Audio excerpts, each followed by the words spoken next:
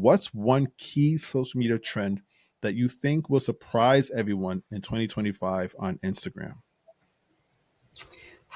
Okay, I love this one because I think this is going to surprise a lot of people, especially business owners, because I have been getting on calls with them. And usually, every time when people come on a call with me or they just like ask me about their social media and I ask them for their goals, like, what is your goal with Instagram, with social media? Everyone is talking about followers.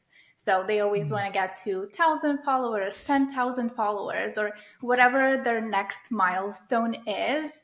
That is what everyone is talking about. And I think that is going to change. With the Instagram algorithm change that we had in August as well, where they started prioritizing content for smaller accounts as well, follower count may not be anymore like what it was. So I think people's goals and priorities will have to change a little bit to not focus on that follower count and just the number.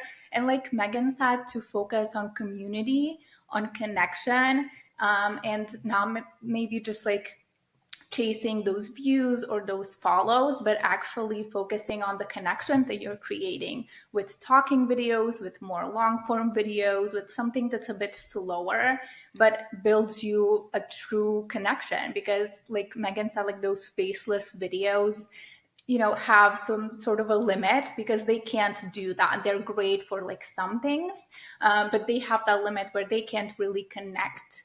They can't really connect people that way. So I think we're going to see a lot of people noticing that followers are not what they used to be, and maybe trying to focus and having like different goals for social media instead. I think you are spot on in regards to the change of priority in regards to followers. And I think we started to see a little bit in 2024, but in 2025, I think it's really going to escalate in regards to putting our focus on other KPIs, like you stated. What those KPIs would be, I still think that leaves a lot to be figured out just yet. And I mean that apply to all platforms, not just Instagram, but even YouTube and TikTok.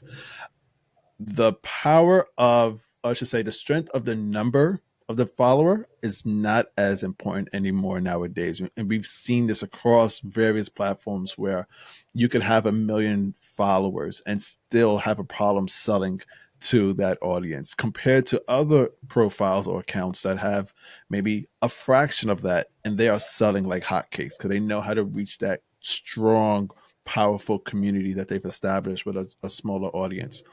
Like I said, I completely agree with all of the trends that we shared here. I think they are true for multiple platforms as well. And I think that is also something that is important to diversify if you can, if you have the capacity to do so, to diversify your platforms as well. Because, like the TikTok situation in the US, that can happen with any platform. These are audiences that we don't own. So at least it's really smart to diversify and to build an audience on multiple platforms, and also to build your email list, something that you own, that you know that you can rely on. So you don't feel like you constantly have to post and have to overwhelm yourself and burn yourself out just to create content, to get new people into your world and your business. If you got any value or insight from this convo or just simply enjoyed the content, please remember to like this video. And if you want to check out our next live video or catch the replay, please hit that subscribe button and join the community here on my YouTube channel. Speaking of more videos, here's one I think you'll like. So tap and click the video on the screen and I'll see you over there.